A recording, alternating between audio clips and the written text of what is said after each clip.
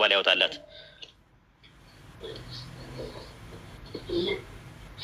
አየሽው እዚህ ጋር ሕፃኑ ምን አለ ይላል? አደገ ይላል።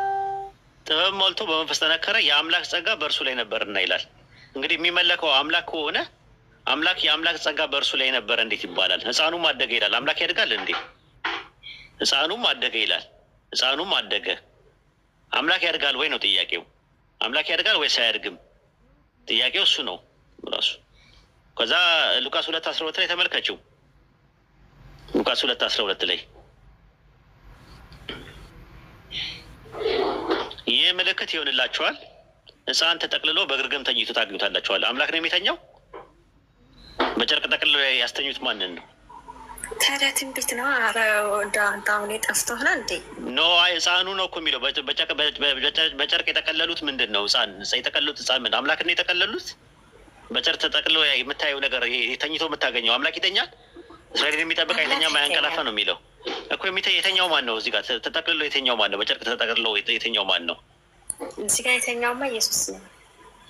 ሕፃኑ ነው የተኛው። ሕፃኑ ምን አይደለም ራሱ ማለት ነው። ቁጥር 21 ላይ አንብብላት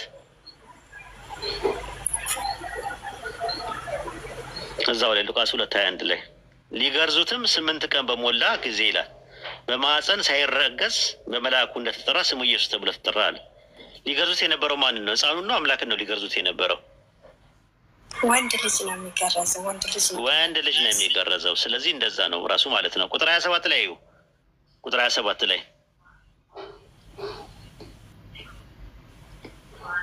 በመንፈስም ወደ መቅደስ ወጣ፣ ወላጆቹም እንደ ሕጉ ልማድ ያደርጉለት ዘንድ ሕፃኑን ኢየሱስን ባስገቡት ጊዜ አለ። ወደ ማን ያስገቡት? ራሱ ማለት ነው። እና ሕፃኑን እርሱም ምን አደረገ? ከዛ በኋላ ባስገቡት ጊዜ እርሱም ደግሞ ተቀብሎ አቀፈው ይላል። ማንን ነው ያቀፈው?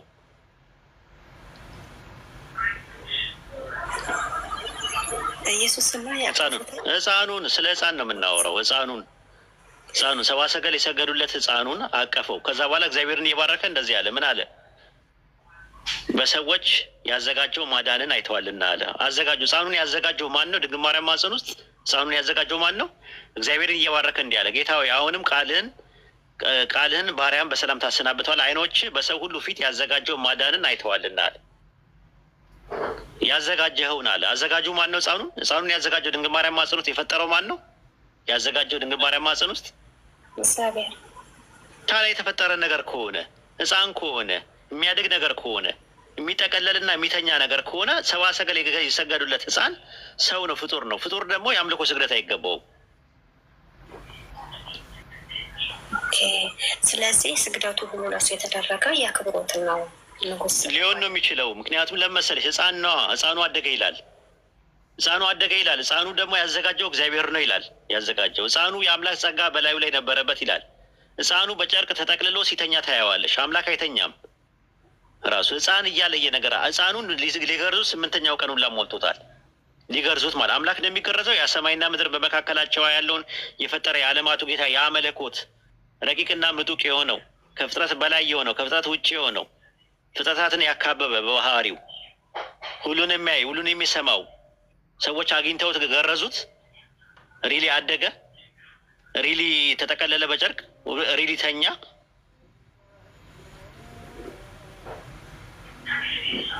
አላህ ይቅር ይበላችሁ። የለም እንደዚህ የሚባል ነገር። እሱን ነው እኮ የምልሽ። ወንድ ልጅ ተወልዶልናል፣ ወንድ ልጅ ደግሞ ሕፃን ተብሏል። እሱ ግን ያው ጽንስ ሉቃስ ወንጌል ምዕራፍ 1 ቁጥር 31 ላይ እነሆ ምን ትላለሽ አላት መልአኩ። ትጸንሻለሽ። ጽንስ ምንድን ነው? ኬሚካል ሪያክሽን፣ ሜካኒካል ፈንክሽን ነው። ፕሮሰስ አድርጎ የሚመጣ ነገር። ጽንስ እንዴት ነው አምላክ የሚሆኑ? ራሱ አንቺ የተባረክሽ ነሽ፣ የማኅፀንሽን ፍሬ ምን ያለ ነው አለቻት። የተባረከ ነው አለች። አዎ የማኅፀኗ ፍሬ ማን ነው? ኢየሱስ ነው። ኢየሱስ ነው ራሱ ማለት ነው። አንቺ የተባረክሽ ነሽ፣ የማኅፀንሽን ፍሬ ምን ያለ ነው አለች። የተባረከ ነው አለቻት። ሉቃስ ወንጌል ምዕራፍ 1 ቁጥር 42 ላይ። ከዛ ማርያም ምንድን ነው የመለሰችው? ቁጥር 49 ላይ ሉቃስ 1:49 ላይ ብርቱ የሆነው እርሱ በእኔ ታላቅ ስራን አድርጓልና አለች። ምን ሰራ? ሰማይና ምድርን የፈጠረ አምላክ በማርያም ውስጥ ምን ሰራ? ታላቅ ስራ አድርጓልና አለች። ምንድን ነው የሰራው ስራ? የሰራው ስራ ምንድን ነው? ብርቱ የሆነ ስራ አድርጓል። ምን ሰራ? ማርያም ማህፀን ውስጥ ሰው ሰራ። ታላቅ ስራ አድርጓልና አለች። አይሹ ታላቅ ስራ አድርጓል። ምንድነው የሰራው ስራ? ያ ሰማይና ምድርን በመካከላቸው ያለው የፈጠረ የዓለማቱ ጌታ ድንግል ማርያም ማህፀን ውስጥ ምን ሰራ? ታላቅ ስራ ሰርቷልና አለች። ምንድነው የሰራው? የማህፀኗን ፍሬ እንቁላሉን ያለ ስፐርም ሴል ፈጠረው። ድንቅ ነው። ተአምር ነው። ይሄ ትልቅ ተአምር ነው። ኢሳይያስ 7:14 ላይ ምነው ድንግል ጸንሳለች ወንድ ልጅም ትወልዳለች አለ። ጽንስ ወንድ ልጅ ያለ አባት ሊገኝ አድርጓል ፈጣሪ። እሱ ምን አለ? ከማህፀን ምን ያለኝ አለ። ኢየሱስ ሲናገር ከማህፀን ምን ያለኝ አለ? የሰራኝ አለ። ሲያወጣለት ኢሳይያስ 49:5 ላይ ከማህፀን ምን ያለኝ አውቃለሁ የሰራኝ አለ። ኢሳይያስ 43:10 ላይ ከኔ በፊት አምላክ አልተሰራም ከኔ በኋላም አምላክ ምን አላለም? የለም በቃ አይሰራም አለ። በቃ አምላክ ምን አይልም? አምላክ አይሰራም። ድንግል ማርያም ማህፀን የተሰራው ምንድን ነው? ወንድ ልጅ ተሰርቶ ወጥቷል። ስለዚህ ሰብአ ሰገል የሰገዱለት ለተሰራው ነገር ነው ወይስ ለሰራው ነው የሰገዱት? ለተሰራው ነው። ህፃኑ የተሰራ ነው ወይስ የሰራ ነው? ህፃኑ የተሰራ ነው። እሺ፣ ስለዚህ ለተሰራው ነገር የተሰገደ አሳሳትከኝ። እሺ፣ ይበቃሻል ለዛሬ።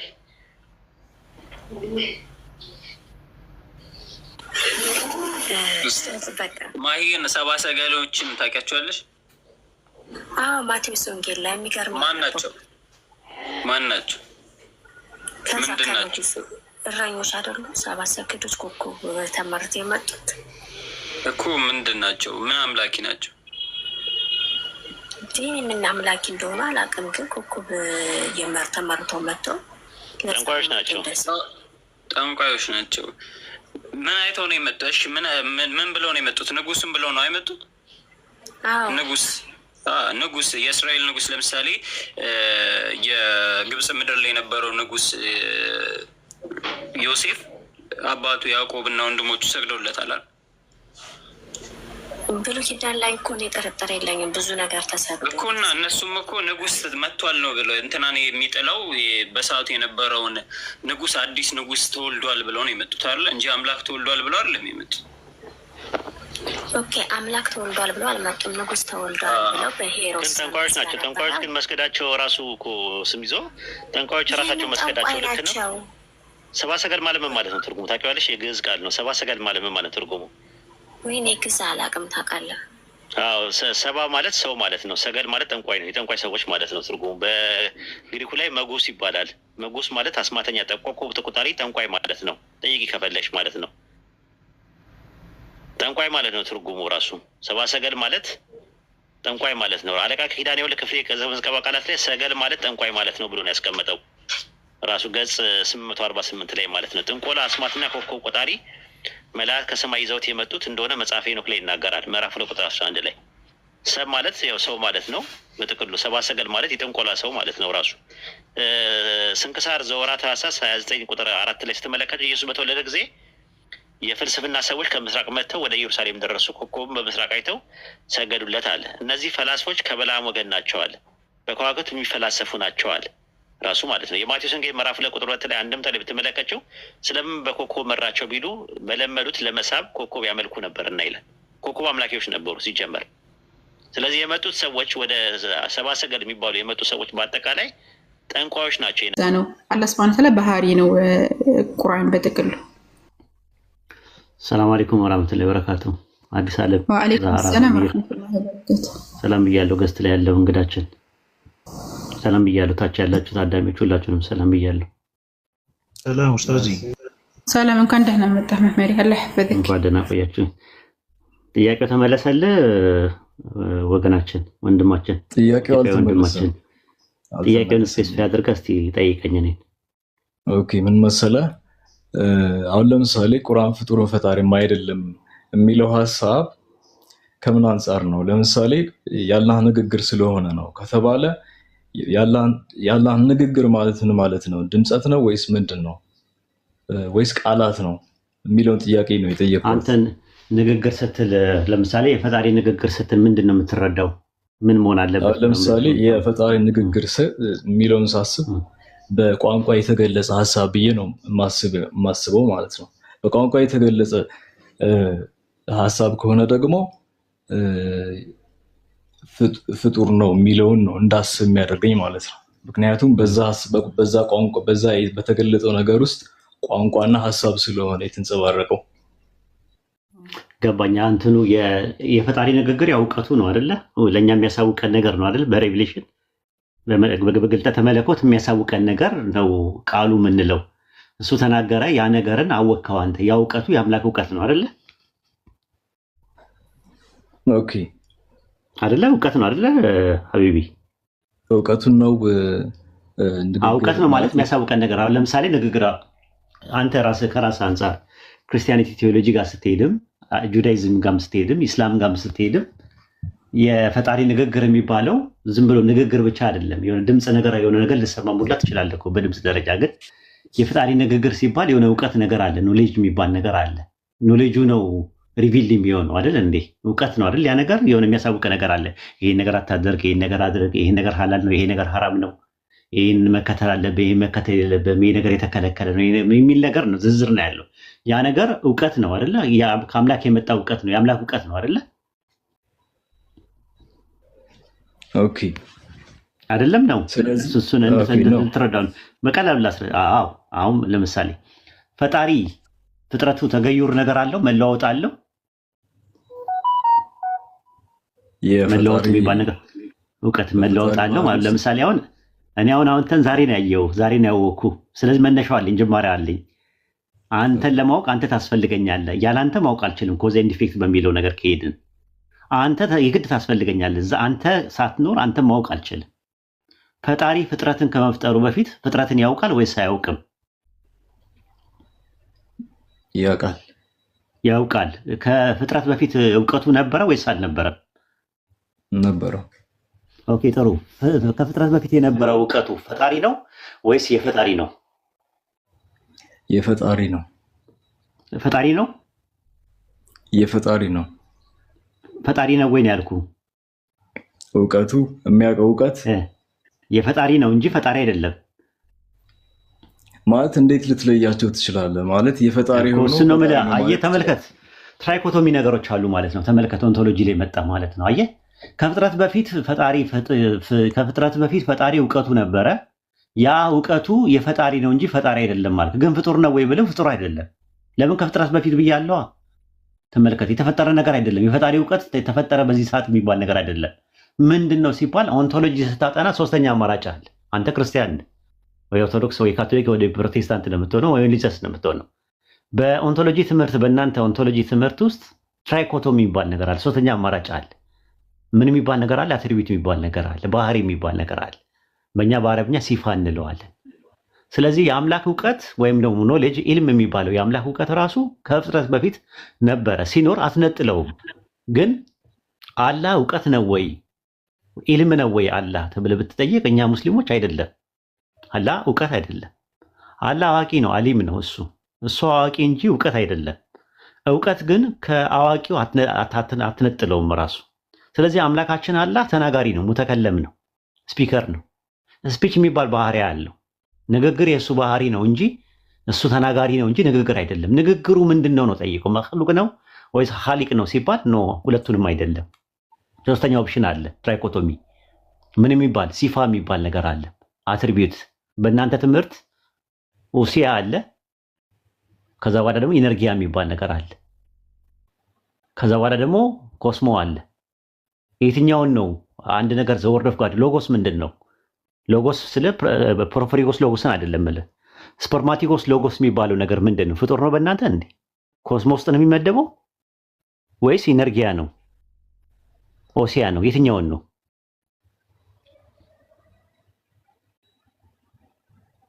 የትኛውን ነው? ኖዋል ኦኬ፣ አሁን እሱን ልመልስልህ አልችልም። እሱ ነው የምልህ። የእናንተ ቴዎሎጂ ውስጥ እኮ ያለውን ነገር ነው እኛ ጋር እየጠየከን ያለው። በክርስትና አስተምሮት ሎጎስ የሚባሉት በሁለት ይከፈላሉ። ይኸውልህ ሎጎስ የሚባሉት ሁለት በሁለት ይከፈላሉ። እንደው ልንገርህ አንተ ስለምታውቀው ለአንተ ለቀባሪ እንደማርዳት ነው ለአንተ መናገር ማለት ነው። ምንድነው ሎጎስ?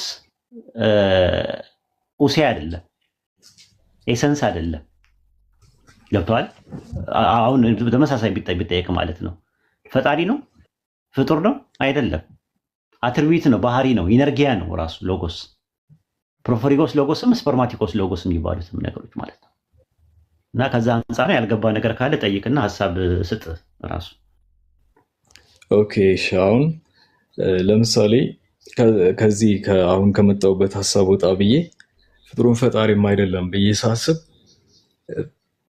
እንግዲህ ቴንሽን የማደርገው ወይ ፍጡር ነው ወይ ፈጣሪ ነው። በዚህ አንተ ኤቲስት ነው እያሉ ከትች ይጻፍ ነበር። ኤቲስት ነው ሲል ነው ደስ አለኝ በጣም። ኤቲስት ነህ? ኤቲስት ነው ይላሉ ተከታች ያሉት እና ኤቲስት ነው ሲል ደስ ከተውፕን ናቸው እነሱ። ኤቲስት ነህ? ኤቲስት ነኝ በለኝና ልቀጥል ደግሞ ደስ ብሎኝ። አይ ካልክኝም ሃይማኖት ሰው የምትሆን ደስ ይለኛል፣ ምንም ችግር የለብኝም። ግን ኤቲስቶች ኦፕን ናቸው። የእኔ ሃይማኖት ሚስቴ ነች። ኦኬ ኤቲስት ነህ አንተ ወይስ አግኖቲስት ነህ ወይስ ደግሞ ቴቲስት ነህ? የትኛውን? ምንም አይደለም፣ ሚስቴ ነች ሃይማኖት። እሺ እሺ። ስለዚህ አንተ ማለት እንትን ማለት ነው። እሺ ዴቲስት ነህ አንተ። እሺ ዴቲስት ነህ ብዬ ሊያዘውና ኦኬ ይመቹኛል አራቱ። እኛ ቴይስት ነን፣ ኤቲስት አይደለሁም ብላል። አግኖቲስትም አይደለም ዴቲስት ነህ ማለት ነው። እሺ በዛ ሊያዝህና ልቀጥል ማለት ነው። ይሄ ምን ይባላል መሰለህ? አንተ ሎጂክ ስለምትቀበል ፎርስ ዳይኮቶሚ የሚባል ነገር አለ። ሰምተህ ታውቃለህ? ሎጂክ ላይ አላውቅም። ፎርስ ዳይኮቶሚ ማለት ብላክ ኤንድ ዋይት ፋላሲ ማለት ነው። ባለቤቴን ትወዳታለህ ወይስ አትወዳትም? የኔን ባለቤት የማያንተን ታፈቅራታለህ አላልኩም። ልዩነት አለው። ትወዳታለህ ወይስ አትወዳትም ብዬ ነው የጠየቅኩህ። አይ ለመውደድም ለመጥላትም ማወቅ ይኖርብኛል። እሷ ሁለት ጥያቄ ነው የጠየቅከው። ሁለት ምርጫ ነው የሰጠው። ልክ ነኝ?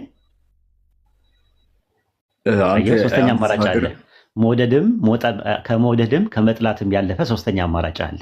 ልክ አይደለውም። ምን ይባላል ይሄ? ብላክ ኤንድ ዋይት ፋላሲ ይባላል ማለት ነው። ነጭና ጥቁር የሆነ እጸጽ ይባላል ማለት ነው በሎጂክ ወይም ደግሞ ፎልስ ዳይኮቶሚ ይባላል። ስለዚህ ምን ያስፈልጋል? ትራይኮቶሚ የሚባል ነገር አለ። ሶስተኛ አማራጭ የሚባል ነገር አለ። እና ኦንቶሎጂ ትምህርት ላይ ስታጠና ሶስት እንትኖች አሉ አይደለ? ኤሰንስ የሚባል ነገር አለ፣ ወይም ደግሞ ኡሲያ የምንለው ነገር አለ። ፕሮሶፖን የሚባል ነገር አለ፣ ፐርሰን። ከዛ ደግሞ ኢነርጊያ አለ፣ አትሪቢዩት የሚባል ነገር አለ መሀል ላይ ማለት ነው። አሁን ለምሳሌ ኤግዛምፕል ብሰጥ አንተ ተናጋሪ ነህ ወይስ ንግግር ነህ? አንተ ተናጋሪ ነኝ። ምን አልከኝ? አልሰማውም። ተናጋሪ ነኝ። ንግግር ነህ? ነው ተናጋሪ ነኝ። የአንተ ንግግር አንተ ነህ ወይስ ከአንተ ውጭ ነው? ማለት የኔ ባህሪ ነው። ስለዚህ አንተም አይደለም ከአንተ ውጭም አይደለም፣ እንደገና ደግሞ የአንተ ባህሪ ነው ማለት ነው።